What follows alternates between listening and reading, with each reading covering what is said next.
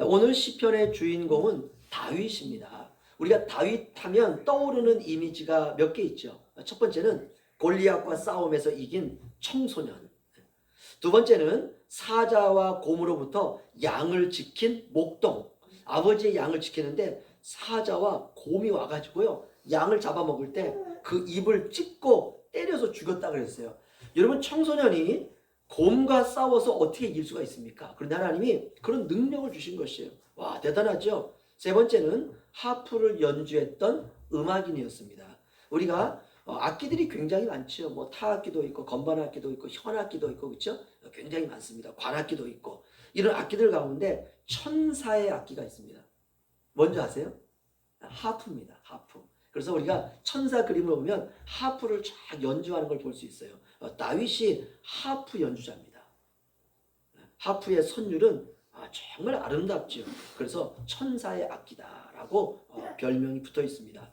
이렇게 다윗은 어릴 때부터 용맹하고 아름답고 성실한 아이였습니다. 그런데 이 다윗이 부모의 사랑은 그렇게 받지를 못했습니다. 그럼에도 불구하고 성군이 되었죠. 그러니까 어릴 때 부모로부터 사랑을 많이 받느냐 많이 받지 못했느냐가 인생을 결정하는 건 아닙니다. 이렇게 부모의 변방에 있었던 소년으로 자랐지만 그는 용감했고요, 전쟁에서 담대했고요, 사자와 곰으로부터 아버지의 양을 지킬 수 있는 파수꾼이었고요, 그리고 힘들고 어렵고 고난이 올 때 하프를 연주하면서 마음을 다스릴 수 있었던 이런 청소년이었습니다. 와, 참 아름다운 시절을 보냈습니다. 그런데 동시에 어릴 때 용맹하고 아름답고 성실한 아이였지만 고난이 떠나지 않았던 사람이었습니다. 이렇게 어린 시절을 보내면 참 삶이 평탄할 것 같은데 다윗의 일생은 고난의 일생이었습니다. 하지만 인생이 잘 나갈 때, 왕위가 탄탄하고 전쟁에 나아가는 것마다 족족 승리하고 마음에 근심이 없고 모든 것이 평탄할 때, 정말 평탄할 때, 야, 다윗 대단하다, 야, 다윗은 하나님의 사람이다, 야, 저 다윗이 우리나라를 다스린다라고 하는 것, 야, 마음으로 안정이 된다, 이렇게 다윗이 칭송을 받을 때 완전히 무너져 버린 사람, 또 그 주인공이 다윗입니다. 그야말로 파란만장한 인생의 주인공입니다. 오늘 시편은 다윗의 노래입니다. 그런데 우리가 이 시편을 쭉 읽다 보면 이 노래가 아니라 애가예요. 슬픔이 젖어있는 절규입니다. 어떤 분은 이렇게 표현했어요. 그야말로 비명이다, 이렇게 표현했습니다. 1절 2절 보시면 제가 읽어드리겠습니다. 여호와여, 어느 때까지니까 나를 영원히 잊으시겠나이까? 주의 얼굴을 나에게서 어느 때까지 숨기시겠나이까? 나의 영혼이 번민하고 종일토록 마음에 근심하기를 어느 때까지 하오며 내 원수가 나를 치며 자랑하기를 어느 때까지 하리이까? 아멘. 반복되는 문구가 이겁니다. 어느 때까지 그렇습니까?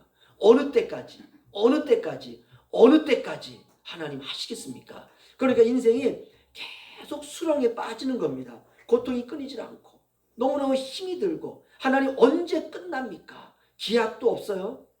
여러분, 고통보다 힘든 건 하나님의 침묵입니다. 침묵이 길어지면 어떤 생각이 드나? 하나님이 나를 버리셨나? 거기까지 가는 거예요. 이게 인생입니다. 그러면서 하나님의 눈치 한번 슬쩍 보는 거죠. 그냥 인생이 무너지는 게 아니라 하나님 도대체 언제까지 하실 거예요? 이게 눈치 보는 거예요. 그럴 때 하나님께서 야, 얘가 뭘 알기는 아네, 이렇게 되는 겁니다. 이게 신앙의 매력이죠. 고난 가운데서 하나님의 눈치를 보면서 살아가는 것. 여러분, 저와 여러분은 우연히 태어나 살아가는 사람들이 아닙니다. 저와 여러분은 하나님의 치밀한 계획 가운데 창조된 사람들입니다. 세상의 것으로 판단받을 사람들이 아니라는 것입니다. 우리가 겉으로 보면 우리가 그 사람이 그 사람입니다. 하지만 그렇지 않습니다. 전능하신 하나님의 걸작품이 저와 여러분입니다. 대부분 천재적인 작가들은 어떤 작품을 쓰거나 조각상을 만들고 아니면 음악을 작곡할 때 처음부터 그 이미지와 스토리와 악상이 딱 떠오른다 그래요. 그러면 그 곡은 히트합니다. 그 작품은 히트예요. 그러니까 그 작품과 글과 시와 소설과 음악과 그림이 이미 붓을 들 때, 펜을 들 때 이미 그 속에 이미 처음부터 끝까지 스토리가 다 있는 것입니다. 만약 그런데 어떤 작가가 한두 글자 썼는데 다음에 뭐를 쓰지? 그런 재미가 없습니다. 대부분 첫 글자 쓸 때 결론은 정해져 있습니다. 이것이 바로 우리가 창조다라고 말할 수 있죠. 하나님의 창조가 그렇습니다. 하나님의 세상 만물을 창조할 때 그 안에 종말을 품고 있습니다. 그러니까 하나님은 종말이 어떨지를 다 알고 계세요. 우리가 창조하기 이전의 세상을 영원이다 이렇게 말합니다. 우리가 신학적으로 창세전이라고 말합니다. 영원에서 하나님은 저와 여러분을 이미 알고 계십니다. 이 말은 우리의 실패를 아시고 우리의 실수를 아시고 우리의 죄악을 다 알고 계신다는 것입니다. 이 정도면 다 아는 것이죠. 저와 여러분 한 사람 한 사람의 성격을 아시고 성품을 아시고 인격을 아시고 우리의 모든 일생을 다 아십니다. 우리가 존재하기도 전에 하나님은 우리의 종말까지 알고 계십니다. 우리의 끝은 영원한 영광입니다. 거기까지 가는 거예요. 우리가 비록 성격과 성품과 인격에서 모난 부분이 많다 할지라도 다 모났죠. 그렇죠. 다 모났습니다. 완벽한 인간은 없습니다. 그런데 하나님은 그런 우리를 영원한 영광까지 하나님이 끌고 가신다는 것입니다. 이것이 하나님의 계획입니다. 그렇다면 걱정할 게 없죠. 두려워할 것이 없습니다. 이 세상은 영광스럽게 된 저와 여러분이 그 영광스러움의 길을 한 번 걷는 무대입니다. 이것이 바로 하나님의 뜻입니다. 다윗이 바로 그 길을 걷고 있었습니다. 그런데 다윗의 그 현장에 나타나는 것은 바로 고난이었습니다. 삶은 너무 힘든데 하나님은 침묵하고 계시는 것이에요. 그래서 다윗이 울부짖습니다. 비명을 지르는 것입니다. 어느 때까지 기다려야 합니까? 어느 때까지 이렇게 다윗이 하나님 앞에 비명을 지르고 있습니다. 그러면서 인생을 배우는 거죠. 여러분 그거 아십니까? 하나님이 침묵하실 때 믿음이 자랍니다. 이게 비결이에요. 여러분 모든 식물이 그렇습니다. 제가 울릉도에 와서 보는 게 거의 바다와 풀과 나물 아닙니까? 그럼 제가 이렇게 차를 타고 가다 보면 깜짝깜짝 놀래요. 엊그제 부치갱이 비워놨는데 벌써 자라 있어요. 제가 깜짝깜짝 놀랍니다. 식물은 밤새 자랍니다. 그래서 우리가 밤새 식물이 자란다 이렇게 말하죠. 여러분 밤은 캄캄한 시간입니다. 그런데 그때 자라는 것이에요. 인생도 그렇습니다. 인생이 어두울 때 믿음이 자랍니다. 다윗이 이 과정을 지나가고 있는 것입니다. 3절 4절 보시면은요. 여호와여 여호와 내 하나님이여 나를 생각하사 응답하시고 나의 눈을 밝히소서. 두렵건대 내가 사망의 잠을 잘까 하오며 두렵건대 나의 원수가 이르기를 내가 그를 이겼다 할까 하오며 내가 흔들릴 때에 나의 대적들이 기뻐할까 하나이다. 아멘. 여러분 사망의 잠이 오고 있습니다. 지금 다윗이 흔들리고 있어요. 위기죠. 그래도 하나님은 응답이 없습니다. 이럴 때 우리가 숨이 막 톡톡 막힙니다. 이게 인생이에요. 이게 삶입니다. 이 과정을 하나님이 허락하시는 것입니다. 왜 하나님이 이런 과정을 허락하시느냐? 하나님의 영원한 영광 가운데 우리가 숨이 턱턱 막히는 이런 코스가 있는 것입니다. 우리가 이 코스를 지나야 성숙하는 것입니다. 믿음의 속성이 그렇습니다. 쇠는 두드릴수록 더 단단해집니다. 대장간에 가면 이 대장장이가 계속 두드려요. 그럴수록 아주 명겁이 나오는 것이고 그럴수록 쇠는 단단해지고 그럴수록 농기구는 튼튼한 농기구가 나오는 것입니다. 우리가 보리밭은 밟힐수록 더 영글어간다 이 말이 있습니다. 우리가 보리가 조금 자라고 있을 때 사람들이 막 밟아요. 그래야 보리가 더 튼실하게 자라가는 것입니다. 우리가 달리는 말에 채찍을 더한다. 주마가편이라는 말이 있습니다. 막 달려가는 말에 이 기수가요 한두 번 툭툭 건드립니다. 그럼 말이 더 달리는 것이에요. 그러면서 커지는 것이고 그러면서 넓어지는 것입니다. 고통의 흔적과 함께 고통을 통과하면서 실력과 지혜를 겸비하는 것입니다. 삶의 고통은 피해가는 것이 아니라 맞닥뜨리는 거예요. 그 사람이 진짜 실력 있는 사람입니다. 그 맞닥뜨리는 것이 실력이고 그 맞닥뜨리는 것이 믿음입니다. 우리가 믿음만큼 맞닥뜨리는 것입니다. 우리가 1절에서 4절까지 다윗의 고백을 보면 점점 더 고통의 강도가 깊어지고 있습니다. 그래서 다윗이 이제 고백합니다. 내가 사망의 잠을 잘까 고민됩니다. 이 말은 인생의 끝이 죽음에 맞닿아 있다는 것이요. 다윗은 이것을 사망의 잠이다 이렇게 표현했습니다. 거기까지 가는 것입니다. 그래야 그 다음에 내 안에서 터져 나오는 영성이 있습니다. 대부분 사람들은 견디지 못합니다. 그래서 가다가 포기해요. 맞닥뜨리는 것을 부담스러워합니다. 견디지 못하는 것이죠. 여러분, 견뎌야 돼요. 이게 실력입니다. 이것이 믿음이에요.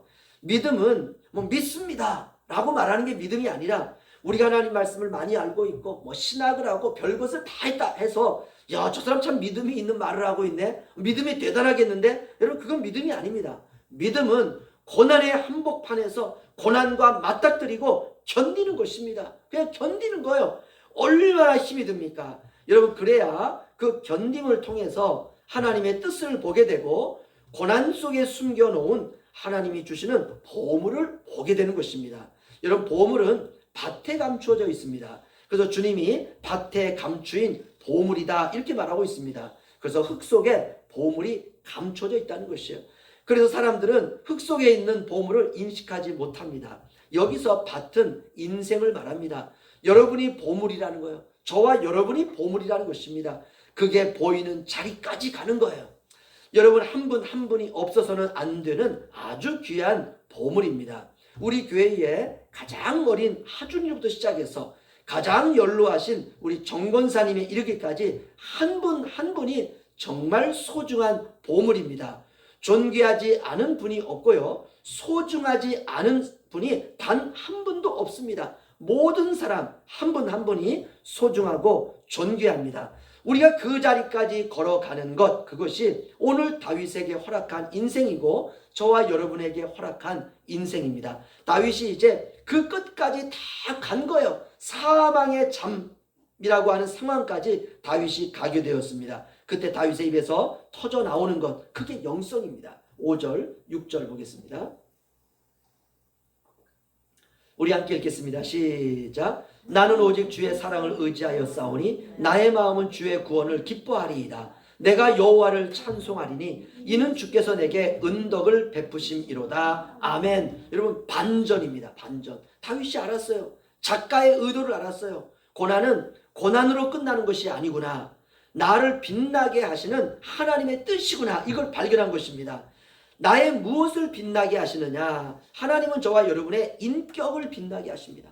저와 여러분의 성품을 빛나게 하세요. 그러기 위해서 정을 가지고 쪼아내는 것입니다. 이제 다윗은 노래합니다. 나는 오직 주의 사랑을 의지합니다. 나의 마음은 주의 구원으로 말미암아 기뻐합니다. 주께서 내게 은혜와 넘치는 복을 베푸심을 찬양합니다. 다윗이 발견했습니다. 그분의 거룩과 영광을 발견한 거예요. 무엇을 통해서? 내가 걷는 고난의 길을 통해서 발견한 것입니다. 그런 의미에서 저는 인생은 이렇게 표현하고 싶습니다. 왕자 수업이고 공주 수업이다 라고 표현하고 싶습니다. 여러분, 수업료가 있어요. 수업료는 고난이에요. 그러니까 하나님 우리에게 묻는 거예요. 너는 나의 하늘나라의 왕자와 공주인데 그 왕자와 공주의 그 수업을 받겠느냐? 주님 받겠습니다. 그때 하나님께서 야, 수업료가 있어. 수업료가 뭔데요? 그게 십자가입니다. 그게 십자가의 길이에요. 누군지 나를 따라오려거든 자기 십자가를 지고 나를 따를 것이다. 오늘 다윗이 이 왕의 수업을 받는 것입니다. 수업료는 고난과 시련과 아픔과 눈물과 한숨입니다. 이거 잘 지불하는 겁니다. 이거 지불하는 게 믿음이에요. 우리가 부활을 보아야 십자가를 참을 수가 있는 것입니다. 기독교 신앙은 그런 의미에서 답을 알고 걷는 순례자의 길입니다. 이미 영광스럽게 된 신자가 그 영광이라고 하는 코스를 이 세상에서 걸어가는 것입니다. 이것이 바로 신자의 일생입니다. 1절부터 6절까지 다윗의 시선이 하나님을 향하고 있다는 것, 바로 이것을 우리가 보아야 됩니다. 다윗은 고난 가운데 있지만 하나님을 찾고 있습니다. 내가 어느 때까지 내가 참아야 됩니까? 어느 때까지 기다려야 됩니까? 다윗은 하나님께 시선을 돌리고 있습니다. 이 사람이 바로 구원받은 신자입니다. 6절까지 잘 견디고 버티고 있는 다윗을 보아야 됩니다. 때로는 포기하고 싶죠. 하지만 다윗은 포기하지 않고 6절까지 가고 있습니다. 왜? 믿음 때문에. 여러분, 끙끙 앓고 있는 게 믿음이에요. 그게 믿음이에요. 때로는 우리의 인생에 힘들고 어려움이 올 때 얼마나 힘이 듭니까? 잠도 안 와요. 잠이 안 오는 이유가 뭡니까? 딱 하나예요. 이게 머릿속에서 떠오르기 때문에 잠이 안 오는 거예요. 미치겠는 거죠. 여러분, 그게 믿음이에요. 그게 믿음이에요. 우리가 흥얼거리며 찬양하는 것, 그것이 믿음입니다. 때때로 우리가 막 끙끙 앓는 것도 싫고, 때때로 막 흥얼거리는 것도 싫고, 막 그럴 때 우리 속에서 튀어나오는 거, 주여, 신음소리죠. 여러분, 그게 믿음입니다. 믿음은 거창하지 않습니다. 그래서 주님이 이렇게 말합니다. 너희의 믿음이 겨자씨만하다 하더라도, 다시 말하면 여러분, 믿음은 겨자씨처럼 시작됩니다. 보이지 않습니다. 우리가 잘못해서 엄마에게 혼이 나고 울고 있는 아이가 있습니다. 어느 날 이 아이가 학교에 가서 시험을 봤는데 전 과목 빵점을 맞은 거예요. 아니, 이 얘를 학원도 보내고 이렇게도 하고 저렇게도 했는데 이 아이가 빵점을 맞아왔어요. 물어보니까 아무것도 몰라요. 얼마나 막 속이 상하겠어요. 그렇죠? 그래서 엄마가 말합니다. 그걸 머리라고 달고 다니냐? 당연히 아프죠. 엄마도. 아이도 아프죠. 근데 충정요법이죠. 야, 그것도 머리라고 달고 다녀? 그러면 자를까요, 머리? 머리 자를까요? 아니죠. 그거라도 달고 엄마의 품에 안기는 것, 이게 믿음이라니까요. 극단적으로 엄마가 너무 화가 나가지고 이렇게 말해요. 일주일 동안 외출 금지.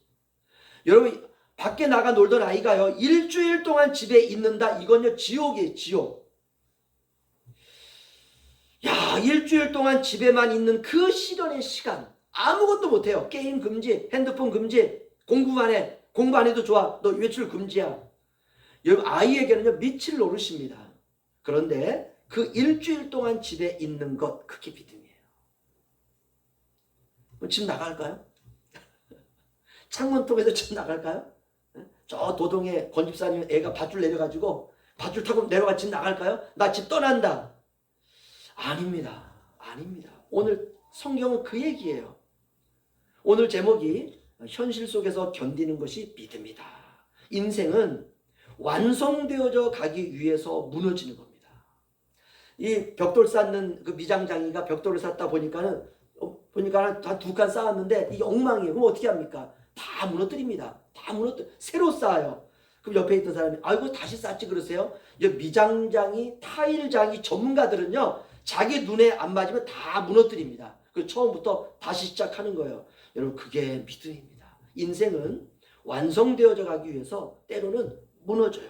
그러니까 완성을 위한 무너짐이 있죠. 그래서 견디는 겁니다. 믿음은 거기서 시작되는 거예요. 따라서 해보시죠. 견디는 것이 믿음이다. 버티는 것이 믿음이다. 하나님 놓지 않는 것이 믿음이다.